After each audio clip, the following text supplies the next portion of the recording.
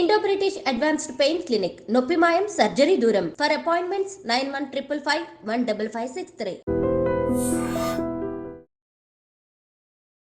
నమస్తే, నేను Kavitha. Welcome to iDream. Bollywood actor Saif Ali Khan మీద దుండగుడు తెల్లవారుజామున దాడి చేశాడు. వెన్నుముకకి తీవ్ర స్థాయిలో దెబ్బ తగిలింది. సర్జరీ చేయాల్సినటువంటి అవసరం ఏర్పడిందని లీలావతి హాస్పిటల్ సర్జన్స్ చెప్తున్నారు.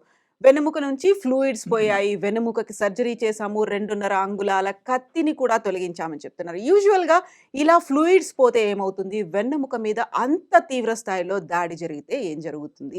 మనతో పాటుగా ఉన్నారు orthopaedic surgeon doctor Koteswara Prasad గారు. ప్రసాద్ గారు, నమస్కారం. నమస్తే అండి. సో ఇట్లాంటి యాక్సిడెంట్స్ కావచ్చు, ఆర్థోపెడిక్ ఇంజరీస్ కావచ్చు, ఇలాంటివన్నీ మీరు చాలా క్వైట్ కామన్ గా ఉంటాయి. కాకపోతే యాజ్ ఎ కామన్ పర్సన్ గా చూసినప్పుడు వెన్నెముక నుంచి ఫ్లూయిడ్స్ పోయాయి. వెన్నెముకకు తీవ్ర స్థాయిలో గాయమైంది. అక్కడ నుంచి ఒక కత్తిని కూడా తీశారు 2.5 అంగుళాలు అనుకున్నప్పుడు ఏం జరుగుతుంది వెన్నెముకకి? నిజానికి ఇది అంటే అసలు బేసికలీ ఫస్ట్ పాపం సైఫ్ అలీ ఖాన్ గారికి ఈ సంఘటన జరగటం చాలా బాధాకరం. And will pray for his speedy recovery. ఆయన త్వరగా కోలుకొని రావాలని first will pray for him. Second thing ఏంటి అని అంటే, స్పైన్ చాలా ఇంపార్టెంట్ పార్ట్ హ్యూమన్ బాడీలో. బికాజ్ స్పైన్ అనేది బ్రెయిన్ నుంచి ఎంటైర్ బాడీ రన్ అవుతుంది, స్పైనల్ కార్డ్. సో ఈ స్పైనల్ కార్డ్ బేసిక్గా మన బ్రెయిన్లో ఉన్న ఇన్ఫర్మేషన్ని శరీరంలో రకరకాల అవయవాలకి ఇన్ఫర్మేషన్ క్యారీ చేస్తుంది. How like an electrical discharge. మనకి పవర్ కరెంట్ ఎలా మనం స్విచ్ ఆన్ చేస్తే లైట్ వెలుగుతుంది, ఫ్యాన్ పనిచేస్తుంది, at the same time AC పనిచేస్తుంది. అలా మల్టిపుల్ వర్క్స్ చేస్తూ ఉంటుంది. అంటే ఒక electricity energy is same, but it does various activities. Same way ఇక్కడ కూడా energy signal is same, but it does various things. నేను మాట్లాడుతున్నాను మీతో, అట్ ద సేమ్ టైం నా బాడీలో ఆర్గాన్స్ పనిచేస్తున్నాయి, హార్ట్ పనిచేస్తుంది, నా బాడీలో బ్లడ్ సర్క్యులేషన్ జరుగుతుంది, అట్ ద సేమ్ టైం నా హ్యాండ్ మూవ్మెంట్స్ చేస్తున్నాను, సెన్స్ ఫీల్ అవుతున్నాము. ఎనర్జీ ఈజ్ సేమ్, బట్ ఇన్ని రకాల యాక్టివిటీస్. అంటే ఎంత హై పవర్ ఆఫ్ ప్రాసెసర్ మన బ్రెయిన్ లో దేవుడు సృష్టించాడు అనేది ఇస్ ద బిగ్గెస్ట్ థింగ్. ఈ ప్రాసెసర్ మిరకిల్. అందుకనే కదా మనం ఎంత చేసినా కానీ దేవుడి సృష్టికి మనం సరితూగలేమని. నేచురల్, కొంతమంది దేవుడు నమ్మని వాళ్ళు ఉంటారు. మన దేవుడు అంటే maybe they may feel bad, but ఈ సృష్టిలో నేచర్ నుంచి వచ్చిన వీటికి మళ్ళీ ఎవరూ రిక్రియేట్ చేయలేకపోతున్నాం. మనకి ఎంత మెడికల్ నాలెడ్జ్ ఉన్నప్పటికీ కూడా మనం ఒక 5%, 2%, 1% ఏదో దాన్ని అడ్రస్ చేయడానికి ప్రయత్నం అయితే చేస్తున్నాం, ఆఫ్ కోర్స్. సో ఈ పర్టికులర్ ఇంజరీలో మీరు చెప్పినప్పుడు ఫ్లూయిడ్ పోయింది సర్వైకల్ వాట్ ఎవర్ స్పైన్ నుంచి అని చెప్పినప్పుడు, ఈ పర్టికులర్ స్పైనల్ కార్డ్ బయట డ్యూరా అని ఒకటి ఉంటుంది. డ్యూరా ఈజ్ నథింగ్ బట్ ఈ లోపల ఉండే స్పైనల్ కార్డ్ నరాల్ని ప్రొటెక్ట్ చేసేది. ఇలా ఉంటుంది, సేమ్ లైక్ ఒక ఎలక్ట్రిక్ కేబుల్ మనం స్ట్రిప్ చేస్తే లోపల కాపర్ వైర్స్ ఎట్లా ఉంటాయో, ఈ కాపర్ వైర్స్ ఉన్న పైన ఉన్న తొడుగే ఈజ్ డ్యూరా. కాకపోతే కాపర్ వైర్స్కి డ్యూరాకి తేడా ఏంటి అని అంటే, ఈ డ్యూరాలో సిఎస్ఎఫ్, సెరిబ్రో స్పైనల్ ఫ్లూయిడ్ అనేది సర్క్యులేట్ అవుతూ ఉంటుంది కాన్స్టెంట్గా. మన బాడీలో ఎట్లా బ్లడ్ ఎట్లా సర్క్యులేషన్లోనే ఉంటుందో, హార్ట్ పంప్ చేస్తూ ఉంటుందో, ఈ పర్టికులర్ సిఎస్ఎఫ్ అనేది బ్రెయిన్ నుంచి ప్రొడ్యూస్ అయ్యి సిస్టమిక్లో నర్వ్స్ మాత్రమే కూల్ చేస్తూ ఉంటుంది. అది డ్యూరాలో మాత్రమే ఉంటుంది, ఎక్కడ ఉండదు. సో ఈ కూలింగ్ సిస్టము ప్లస్ న్యూట్రిషన్, ఈ నరాలకి న్యూట్రిషన్ కూడా కావాలి కదా, ప్రోటీన్ కావాలి, ఎక్కువ ప్రోటీన్ కాంటెంట్ ఎక్కువ ఉంటుంది సిఎస్ఎఫ్లో. ఈ nutrition plus at the same time cooling system, basically that's what is CSF అంటారు. సిఎస్ఎఫ్ అంటే సెరిబ్రో స్పైనల్ ఫ్లూయిడ్.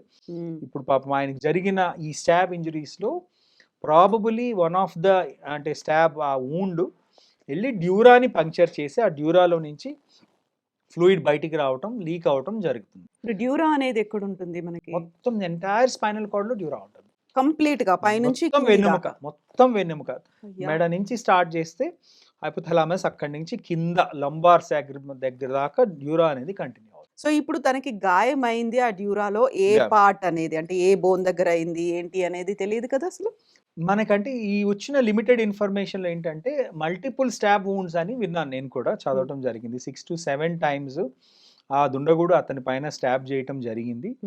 వీటిలో one of the injury was on the back, 1 or 2 injuries were on the back. ఈ వెన్నెముక ఏదైతే ఉందో ఆ వెన్నెముక తగిలి ఆ బోన్ బ్రేక్ చేసుకొని అక్కడి నుంచి వెళ్ళి డ్యూరా లోపల ఉండే నరం, ఆ నరాన్ని కూడా కట్ చేసింది. అంటే ఇప్పుడు డ్యూరా అయితే కట్ అయింది, బట్ నరం కట్ అయితే మాత్రం చాలా రికవరీ అనేది స్లోగా ఉండొచ్చు. ఒక్కొక్కసారి రికవరీ కూడా అవ్వకపోవచ్చు. ఇప్పుడు ప్రిలిమినరీ ఇన్ఫర్మేషన్ అయితే వాళ్ళు అంతా స్టేబుల్‌గానే ఉందని అంటున్నారు. రికవరీ అవుతున్నారు అని రికవరీ అవుతున్నారని చెప్తున్నారు. కానీ మనకి ఇంకా తెలియని విషయం ఏంటంటే ఆయన నడుచుకొని బయటకొచ్చేదాకా మనకి ఆయనకి జరిగిన ఇంజ్యూరీ ఏంటి అనేది మనకు తెలీదు. ఒక్కొక్కసారి డాక్టర్స్ కూడా అంత ఇన్ఫర్మేషన్ పబ్లిక్ డొమైన్‌లో పెట్టలేరు. ఎగ్జాక్ట్‌లీ. ఎందుకంటే ఈజ్ ఏ సెలబ్రిటీ. ఎంతోమంది చాలా అభిమానంతో ఉంటారు కాబట్టి ఏమన్నా గ్రాస్ ఇంజ్యూరీస్ అయినాయి అని వాళ్ళు వెంటనే చెప్తే జనం వెళ్ళిపోయి హాస్పిటల్‌ని ఎన్వైర్న్‌మెంట్‌లోకి లేకపోతే ఇవన్నీ జరుగుతాయి కాబట్టి గార్డెడ్‌గా దాని గురించి ఒపీనియన్ చెప్పడం జరుగుతదనమాట. సో ఈ సర్జరీ అనేది ఎంత టైం పడుతుంది? ఇప్పుడు మీరు చెప్పారు ఆ రికవరీ అనేది ఎంత అవుతుంది? ఆయన ఎప్పుడు నడిచి బయటికొస్తారు అనేది తెలీదు అనుకున్నప్పుడు యాహ్! టిపికల్‌గా స్పైన్ సర్జరీస్ ఇప్పుడు మీ ముందు మాట్లాడే ముందు నేను ఒక స్పైన్ సర్జరీ గూడా అటెండ్ అయ్యి వస్తున్నాను. సో, ఈ స్పైన్ సర్జరీస్ అనేవి వేరియస్. ఒకవేళ ట్రామా అంటే ఇప్పుడు ఆయనకి ఒక స్టాబ్ ఇంజ్యూరీ. అవును. మాకు జనరల్‌గా వచ్చేవి ఈ land mine blast injuries. Yeah! Land mine అంటే యుద్ధం జరిగే నుంచి అక్కడ ల్యాండ్ మైన్ బ్లాస్ట్ అవ్వటం వల్ల స్పైన్ ఇంజ్యూరీస్ అవ్వటము. లేకపోతే బుల్లెట్స్ ఇంజ్యూరీస్.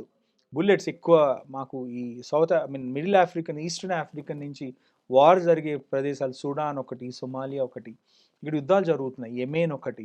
అక్కడ పాపం సోల్జర్స్ వార్‌లోకి వెళ్ళినప్పుడు లేకపోతే మన సోల్జర్స్ వార్‌లోకి వెళ్ళినప్పుడు, వార్‌లో ఉన్నప్పుడు ప్రస్తుతం మనం ఏమి వార్‌లో లేము. బట్ వార్ సిట్యుయేషన్స్‌లో ఈ బుల్లెట్ షాట్స్ తగులుతాయి. లేకపోతే ఆర్సెనల్ అంటే ఈ బాంబ్ బ్లాస్ట్ అయినప్పుడు దానికి సంబంధించిన పెంకులు అన్నీ వెళ్ళిపోయి శరీరంలో గుచ్చుకుంటాయి. చెల్లాచెదురుగా ఆ స్పైన్ చుట్టూ ఇరుక్కుంటాయి. కొన్ని స్పైన్ ఇంజురీ చేస్తాయి. అలాంటప్పుడు మనం ప్రతి సర్జరీ సేమ్ కాదు. అవును. ఒకవేళ ఇది సింగిల్ ఐసోలేటెడ్ స్టాబ్ ఇంజురీ కాబట్టి వాళ్ళకి పిన్ పాయింట్ అంటే ఇక్కడ ప్రాబ్లం ఉంది. గుచ్చిన చోట గాయం ఉంటుంది. ఆ ఎంఆర్ఐలోను, సిటీ స్కాన్‌లో బోన్ ఇంజురీ ఎంత అయింది, నర్వ్ ఇంజురీ ఎంత అయింది అని తెలుసుకొని లోపలికెళ్ళి అక్కడ ఆ సర్జరీ ఏదైతే చేస్తున్నారో దాంట్లో మెయిన్‌లీ ఏంటి అంటే ఈ తెగిపోయిన డ్యూరాని రిపేర్ చేయటం. ఒకవేళ నర్వ్ ఇంజురీ ఏమన్నా అయితే ఆ నర్వ్‌ని కూడా రిపేర్ చేసే టెక్నిక్స్ ఉన్నాయి. సో, కాకపోతే ఏంటంటే యూజువల్లీ ఆ నర్వ్ ఏ లెవెల్‌లో తగింది. ఒకవేళ ఆయనకి మెడలో గుచ్చుకుందా? లేకపోతే థొరాసిక్ లెవెల్‌లోనా? నడుములోనా? దీన్ని బట్టి ఆధారపడి ఉంటుంది ట్రీట్మెంట్ ఏంటి అనేది. ఎనీథింగ్ బిట్వీన్ 1 అవర్ నుంచి 12 అవర్స్, 13 అవర్స్ కూడా సర్జరీస్ జరగటం జరుగుతది.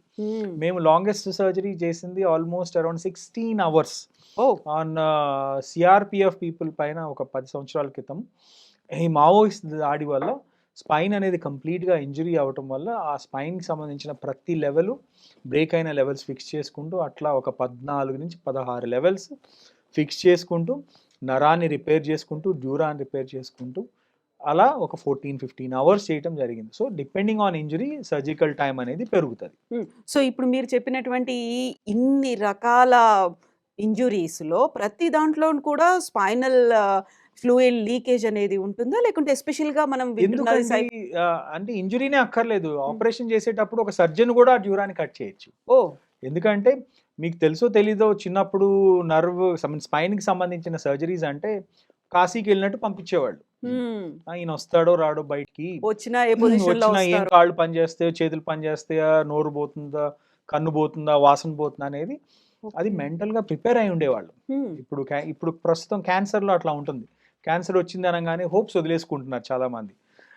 అట్ ద సేమ్ టైమ్ ఒకప్పుడు స్పైన్‌లో కూడా ఏమన్నా స్పైన్‌కి సంబంధించిన ప్రాబ్లమ్స్, స్పైన్‌కి సంబంధించిన సర్జరీ అంటే అసలు ఇతను బయటకు వస్తాడో రాడో, కాంప్లికేషన్స్, జనరల్ అనెస్థీషియా ఇవన్నీ ఉండటం జరిగేది. కానీ అప్పటికి ఇప్పటికి ఎంతో మార్పులు వచ్చేసినాయి. టెక్నాలజీ ఒకప్పుడు నేను చెప్పినట్టు ఆ ప్రాబ్లమ్ నుంచి ఈరోజు spine half an hour, 1 hour surgeries. ఇవాళ చాలా కాంప్లికేటెడ్ సర్వైకల్ స్పైన్ సర్జరీ చేసాం. 4 లెవెల్స్ అంటే 4 లెవెల్స్‌లో స్పైన్ ఫిక్సేషన్ చేసాం. కరెక్ట్‌గా గంట 45 నిమిషాల్లో సర్జరీ అయిపోయింది. సో, అదే ఒకప్పుడు ఒక 6 గంటలు, 7 గంటలు, 8 గంటలు చేసేవాళ్ళు సర్జరీస్. సో, ఈ ఇంప్లాంటేషన్ టెక్నాలజీ కూడా పెరుగుతుంది కాబట్టి, దాని గురించి అవగాహన కూడా పెరుగుతుంది కాబట్టి, ఇప్పుడు మీరు స్మార్ట్ ఫోన్ చిన్న పిల్లోడికి ఒక 5 ఇయర్స్ పిల్లోడికి వచ్చినా స్మార్ట్ ఫోన్ ఆపరేట్ చేస్తున్నాడు. మన చిన్నప్పుడు స్మార్ట్ ఫోన్ కాదు కదా, మనం కంప్యూటర్ కూడా ఆపరేట్ చేయడం తెలిసేది కాదు. So, I think technology availability అవే కొంది ఇవన్నీ కూడా డెఫినెట్లీ పెరుగుతున్నాయి. వెన్నెముకకి ఇంజ్యూరీ అయింది. వెన్నెముకకి సర్జరీ చేశాము అనే దాంతో పాటుగా 2.5 అంగుళాల కత్తి భాగాన్ని కూడా దాంట్లోంచి తీశారు అనేది. అదే నేను విన్నాను కానీ సర్ప్రైజింగ్. అంటే అసలు అది ఏం కత్తి? అంత అంత పల్చటి కత్తినా? అంతే స్పైన్‌లో గుచ్చుకొని అది ఇరిగిపోయింది అని అంటే, ఆర్ అంత వెలాసిటీతో కూర్చోడా అనేది మనకి is a $1 billion question. However దీన్ని ఫారిన్ బాడీస్ అంటాం. ఉమ్, ఫారిన్ బాడీస్ అంటే కత్తి ఉండొచ్చు, ఆర్సనల్ గ్లాస్ పీసెస్ ఉంటాయి, మెటల్ పీసెస్ ఉంటాయి. నేను ఈ మధ్య ఒక సుడాన్ పేషెంట్కి ఒక 40 ఫారిన్ బాడీస్ తీశాను శరీరం. ఓ బాంబ్ బ్లాస్ట్కి దగ్గరలో ఉన్నాడు అతను. ఉమ్, లక్కీగా ఏమీ అవ్వలేదు, కానీ ఈ foreign body particles, metal parts ఇవన్నీ ఫేస్ నుంచి నెక్, హ్యాండ్, లెగ్స్, థైస్ అన్ని చోట్ల 42 తీసాం. ఓ 3 hours 4 hours పట్టింది. యమన్ సుడాన్ నుంచి డైరెక్ట్ గా ఇక్కడికి వచ్చారు. ఇక్కడికి వచ్చిన తర్వాత ఎలా అక్కడ తీసుకొచ్చారు? యుద్ధంలో ఉన్నారు కదండి, అవును. వాళ్ళు ఈడ బేసిక్ ట్రీట్మెంట్ చేస్తారు అక్కడ, ఉమ్, యునైటెడ్ నేషన్స్ వాళ్ళ హాస్పిటల్స్లోనే ఏదో. బట్ వాళ్ళకి దానికి మించి ఏం చేయడానికి ట్రీట్మెంట్స్ ఉండవు కదా. So exactly. India is the nearest country. ఒకప్పుడు గల్ఫ్ అది వెళ్ళేవాళ్ళు, కానీ బట్ ఎక్స్పర్టైజ్ సంబంధించి India is definitely at South Asian రీజన్స్లో ఉమ్, వీఆర్ డెఫినెట్లీ గుడ్. మన స్కిల్ కానీ మనకున్న ఇన్ఫ్రాస్ట్రక్చర్ కానీ వీఆర్ ఎట్ పార్, అంటే మనం at par with any western countries I must say. So ఇప్పటికి సైఫ్ అలీ ఖాన్కి ఎలాంటి ఇంజురీ అయింది, ఎక్కడ ఎంత తీవ్ర స్థాయిలో లోతు దిగింది, ఇవన్నీ తెలియకపోయినప్పటికీ బేస్డ్ ఆన్ యువర్ ఎక్స్పీరియన్స్ ఇవన్నీ జరిగాయి అనుకున్నప్పుడు ఎంత టైం పడుతుంది రికవరీ అయ్యి బయటికి నడుస్తూ ఒకటి రావడానికి? అండి, ఈ స్పైన్ ఇంజరీ కనుక నిజంగా నరానికి తగిలి డ్యూరా పంక్చర్ అయ్యి నరం కనుక కట్ అయితే it will take lot of time. Um, మీకు షూమాకర్ అని ఒక ఫేమస్ ఫార్ములా 1 డ్రైవర్ ఉండేవాడు. ఎగ్జాక్ట్లీ. యా. అతను ఒక చిన్న యాక్సిడెంట్తో విప్లాష్ ఇంజరీ అని స్పైన్కి, ఐ థింక్ మోస్ట్లీ స్కీయింగ్ చేస్తూను ఏదో అతను పడిపోయి నర్వ్ ఇంజరీ అయిపోయి 10 సంవత్సరాలు బెడ్లో ఉన్నాడు. ఉమ్, మోర్ దాన్ 50,000 కోట్లు ఆయన వైఫ్ ఆయన కోసం ఖర్చు పెట్టింది. 50,000 crores మెడికల్ ట్రీట్మెంట్ కోసం. ట్రీట్మెంట్ కోసం ఆయన సంపాదించిన ప్రతి రూపాయి ఖర్చు పెట్టింది ఆవిడ. ఉమ్, ఫైనల్గా ఆయన 10 సంవత్సరాల తర్వాత రికవర్ అయ్యాడు. ఉమ్, 10 సంవత్సరాలు 7 years బేసికలీ. yeah. సో ఒక్కొక్కసారి నిజంగా నర్వ్ ఇంజరీ అయిపోయి నర్వ్ కనుక రికవర్ అవ్వలేని పరిస్థితిలో డ్యామేజ్ అయితే రికవరీ అనేది అవ్వచ్చు, అవ్వకపోవచ్చు. సో పర్మనెంట్ డిజబిలిటీ అవ్వచ్చు. ఉమ్, ఒకవేళ ఓన్లీ డ్యూరా పంక్చరు ఓన్లీ అక్కడ మటుకే అయింది అంటే కనుక మాకు 1 month to 15 days to 1 monthలో ఆయన రికవర్ అయ్యి బయటికి రావచ్చు. బయటకు వచ్చినా కానీ ఫిజియోథెరపీ అని అవన్నీ ఇవన్నీ ఒక 2-3 months పట్టే అవకాశం ఉంటుంది. సో యూజువల్ గా ఆర్టిస్టులు, యాక్టర్లు అనగానే వాళ్ళ మీద బోల్డ్ అని హోప్స్ అని ఉంటాయి. వ్యూవర్స్ పెట్టుకుంటూ ఉంటారు. వాళ్ళు ఫైట్ చేయాలి, వాళ్ళు డాన్స్ చేయాలి, వాళ్ళ Yeah. యాక్షన్ ఇలా ఉండాలి అని. Yes, yes. సో అవన్నీ చేస్తున్నప్పుడు కూడా తీసుకోవాల్సిన జాగ్రత్తలు మళ్ళీ ఉంటాయి కదా? ఉంటాయి, అఫ్ కోర్స్ ఉంటాయి. ఇప్పుడు మీకు అలా యాక్సిడెంట్స్లో మన తెలుగులోనే చూస్తే నూతన్ ప్రసాద్ గారికి అవును. ఏదో బామ్మ గారి మాట బంగారు ట్రైన్ మాట నుంచి పడిపోయారు. ట్రైన్ పై నుంచి కారు పడిపోయి అవును. ఆయనకు పాపం పర్మనెంట్ డిజేబుల్ అయిపోయి ఆయన True, I true. Think he died అలాగే చనిపోయారు. చనిపోయారు పాపం. ఆల్మోస్ట్ ఒక 15-18 ఆయన ఇయర్స్ అవుతుంది. జీవితం కంప్లీట్ గా మారిపోయింది కదా. సో మేబీ ఆ టైంలో అంత టెక్నాలజీ లేకపోవడం వల్ల, అంత సర్జరీస్ చేయలేకపోవడం వల్ల ప్రాబబులీ ఆయనకి పడిపోవడం జరిగింది. అదే ప్రాబబులీ ఈ రోజు జరుగుంటే మేబీ డిఫరెంట్గా సిచ్యువేషన్ ఉండుండొచ్చు. మేబీ ఆయన సేవ్ చేసి ఉండొచ్చు, ఆయన నడిపించి ఉండొచ్చు. ఇంకా చాలా అడ్వాన్సెస్ వస్తున్నాయి. ఇప్పుడు ఎగ్జోస్కెలిటన్స్ అని వచ్చినాయి. ఉమ్, మీరు ఈ మధ్య ఐ రోబోట్ అని ఒక సినిమా ఒకటి వచ్చింది ఒక 10 years బ్యాక్. మనిషి బదులు robots will be doing performing the thing. మనిషి పైన రోబోట్ ఫిక్స్ అయ్యి robot will be doing the thing. So exoskeletons అంటే ఇట్లా 2 కాళ్ళు 2 చేతులు పడిపోయిన వాళ్ళకి ఎలక్ట్రిక్ బ్రెయిన్ నుంచి తీసుకునే ఎలక్ట్రిక్ స్టిమ్యులస్తో బయట ఒక కవచం లాగా తొడగబట్టడం జరుగుతుంది చేతులకి, కాళ్ళకి. ఈ కవచం ఏంటి అని అంటే బేసిక్గా కాళ్ళని సేమ్ మన మైండ్ ఎట్లా ఆలోచిస్తుందో ఈ సిగ్నల్స్ పాస్ చేసి ఈ ఎగ్జోస్కెలిటన్ ద్వారా మనిషి నడవటం. అంటే ఎప్పుడు నడవలేని వాడు కూడా, జీవితంలో నడవలేని వాడు కూడా ఈ ఎగ్జోస్కెలిటన్ వల్ల, స్కెలిటన్ అంటే లోపల ఉండేది, అవును. ఎగ్జోస్కెలిటన్ అంటే బయట బయట ఉండేది, నుంచి. దానివల్ల నడవటం హైడ్రాలిక్స్తో వర్క్ చేస్తుంది. Exoskeletons are already there in the world. 10 years నుంచి చాలా రీసెర్చ్ నడుస్తుంది. మేము ఇక్కడ day to day bionic or intelligent limbs అని వాడతాం. ఇంటెలిజెంట్ లిమ్స్ అంటే చేతులు పోతాయి, ఉమ్, లేకపోతే నర్వ్ ఇంజరీస్ అయ్యి ఇంకేదో పోతాయి. అలాంటప్పుడు మేము ఆ హ్యాండ్కి ఒక తొడుగు ఇవ్వటం జరుగుతుంది. ఆ హ్యాండ్ నార్మల్ హ్యాండ్ లాగే పనిచేస్తుంది. దీన్ని బయోనిక్ లిమ్స్ అంటారు, ఇంటెలిజెంట్ లిమ్స్ అంటారు. కాళ్ళు పోతే కాళ్ళు. సో బేసికలీ అవి ఏంటంటే బ్రెయిన్ నుంచి సిగ్నల్స్ తీసుకొని ఆ సిగ్నల్స్ ఈ కాళ్ళకి ఈ మెషిన్ ఈ పరికరానికి సెండ్ చేస్తుంది. ఇది జస్ట్ ఆ కాళ్ళలాగా ఇది కూడా పనిచేస్తుంది అనమాట. Um. So lot of advances. Yeah. ఇప్పుడు ఈ ఒక స్టాబింగ్ జరిగింది. ఆ తర్వాత తీసుకెళ్ళడానికి హాస్పిటల్‌లో అంబులెన్స్ కానీ, కార్‌లో కానీ కాకుండా ఆటోలో తీసుకెళ్లారు అన్నది. అదే యూజువల్‌గా ఇలా అయినప్పుడు తీసుకోవాల్సినటువంటి care till we reach hospital అక్కడి దాకా ఎలా ఒక్కటి తీసుకోవాలి? అండి ఇక్కడ బేసిక్ మనం మిస్ అయింది ఏంటంటే హ్యూమన్ రియాక్షన్ ఎలా ఉంటుంది అనేది. ఆ! ముందుగా దెబ్బ తగలంగానే మనం ఇప్పుడు ఇక్కడ రోడ్డు పైన యాక్సిడెంట్లు అయితే ముందు నలుగురు తీసుకెళ్ళి ఎత్తేసి ఆటోలో వేస్తారు. అక్కడ ఆ ఉన్న ఇంజరీ కన్నా ఓ 50% ఇంజరీ ఎక్కువ అయిపోతుంది. వాడికి అసలు ఏం ఫ్రాక్చర్ అయిందో తెలియదు. లేకపోతే నరం కట్ అయ్యి ఏదైనా బోన్ పియర్స్ అవుతుందేమో ఈ ఎత్తినప్పుడు ఆ పియర్స్ అయ్యి ఇంకా సో గుచ్చుకుపోతుందేమో. యూజువల్ ఎమర్జెన్సీ ప్రోటోకాల్ ప్రకారం ఈఆర్ ప్రోటోకాల్ ప్రకారం always you should call a medical expert home. Bleeding is the key. Hmm. Bleeding ఆపటం ఈజ్ ద కీ. ఎక్కడ ఏవి ఇంజురీస్ ఉన్నాయో ముందు బ్లీడింగ్ని కంట్రోల్ చేయాలి. హ్మ్. ఎందుకంటే మీరు ఈ టైము తీసుకెళ్లే లోపల బ్లీడింగ్ అవుతూనే ఉంటుంది కదా. అది గోల్డెన్ అవర్ అంటాం యా మళ్ళీ. మన శరీరంలో ఉండే ఆ బ్లడ్ మీరు తీసుకెళ్లే లోపల బ్లీడ్ అయిపోతే ఇంకా అసలు సర్వైవల్ ఇంకా కష్టం అయిపోతుంది. హైపోవోలిమిక్ షాక్లోకి వెళ్ళిపోతారు. సో అందుకని ముందు ఏ ఇంజురీస్ అయినా బ్లీడింగ్ స్టాప్ చేయటం కీ. అందుకని మీరు ఎక్కడ చూసినా కానీ ఎమర్జెన్సీ ప్రొసీడ్యూర్స్లో హ్మ్. Airway, breathing, okay, and cardiac ఈ మూడు కూడా ఇంపార్టెంట్. ఏబిసి అంటారు. హ్మ్. Airway, breathing and cardiology. So ఈ సర్క్యులేషన్ అంటే ఇది బ్లడ్కి సంబంధించింది. ఈ మూడు కనుక జాగ్రత్తలు తీసుకుంటే ముందు ప్రైమరీగా పేషెంట్ స్టెబిలైజ్ చేస్తారు. హ్మ్. ఒక్కొక్కసారి నర్వ్ ఇంజరీస్ ఉంటాయి, లేకపోతే ఒక్కసారి మెడలో బోన్స్ ఇరిగిపోయి ఉంటాయి. మనం అలా ఎత్తినప్పుడు ఇట్లా పడిపోతుంది తల, లేకపోతే ముందుకు పడిపోతుంది, సైడ్కి పడిపోతుంది. అప్పుడు మనం ఉన్న ఇంజరీ కన్నా ఎక్కువ ఇంజరీస్ కాజ్ చేస్తున్నాం. సో ఎనీ టైం అట్లాంటి ఇంజరీస్ అన్నప్పుడు ప్లెయిన్ సర్ఫేస్ పైన పడుకోబెట్టి పేషెంట్కి ఏమన్నా ఎక్కడన్నా దెబ్బలు తగిలితే ఆ ముందుని స్ప్లింటింగ్ చేయటం, లేకపోతే బ్లడ్ సర్క్యులేషన్ ఇది చేయటం చాలా ఇంపార్టెంట్. ఒకవేళ ఇంజురీస్ మేనేజ్ చేయగలిగి ఉండి పేషెంట్ ఏబుల్ టు వాక్ అని అనుకుంటే కోర్స్ నియరెస్ట్. మరి అదే మీకు అన్ని కార్లు ఉండి వాళ్ళకి అంత డ్రైవర్స్ ఉంటారు, అందరు ఉంటారు కదా. Why they opted for auto I don't know. Maybe auto అయితే ఫాస్ట్గా వెళ్ళిపోతుందనేమో.